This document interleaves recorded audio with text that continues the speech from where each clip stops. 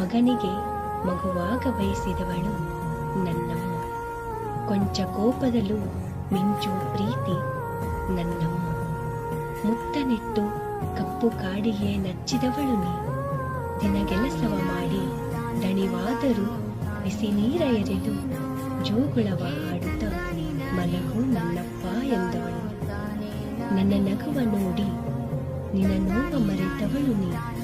ಬೆರಳ ಹಿಡಿದು ಮೊದಲ ಬರವಣಿಗೆ ಕಲಿಸಿದವಳು ನೀ. ಕಷ್ಟದಲ್ಲೂ ಸುಖವುಂಟು ಎಂದು ತಿಳಿಸಿದವಳು ನೀ. ನನ್ನಮ್ಮನಿ ನನ್ನಮ್ಮನಿ.